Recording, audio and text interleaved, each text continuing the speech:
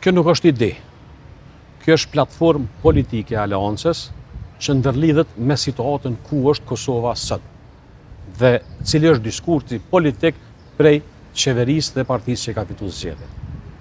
Pse themi këtë? Kosova është në rrezik. Kosova ka rrezik të madh me u përsërit, me hy prapë bllokadë. Fakti që diskutohet a duhet mos pari zgjedhjet presidenti, a qeveria, nënkupton që ideja është me kap një post. Aleanca është partia e vetme, e cila ka dhënë platformë dhe veten duke u deklaru si vijan.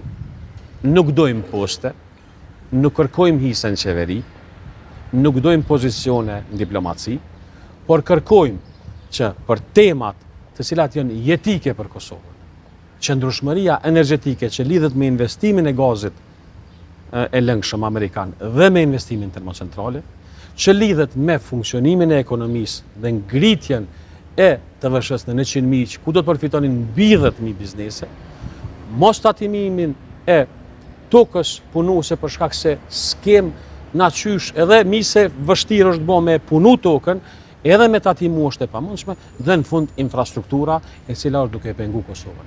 Këto janë kërkesat e aleancës, në mbi këto kërkesa po i thojmë Kosovës nuk kem kushte, s'po dojmë poste, po zhbllokon e venin se i keni marrë 45-6% sa i kanë marrë. Gjuha e vetëvendosjes është gjuha ma e ulët politike në historinë parlamentare. Ata janë kampion gjuhës të ulët. Ramush Haradinaj asnjëherë s'ka lyp vot. Asnjëherë s'ka thonë unë jam kandidati. Ka thonë për me u zhblloku Kosova, për mos me u mbet ku nëse opozita e mbështet kandidaturën e tij, atëherë do të ketë garë zgjedhore. Pra ky pozicion s'paku do të zhbllokante Kosovën. Nuk dihet kush do të fitonte.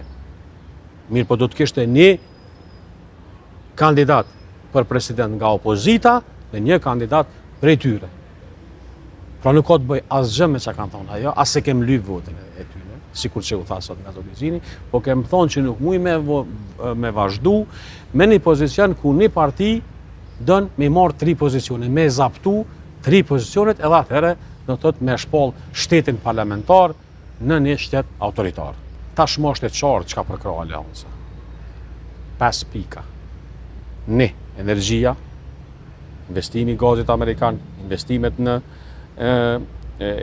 termoelektrana, TVSH-ja për bizneset e vogla në 100.000 euro, mos tatimimi i tokës e cila punohet dhe infrastruktura rrugore e cila është mbet batall dhe investimet Prishtinë. Këto janë kushtet tona edhe na nuk e bllokojmë.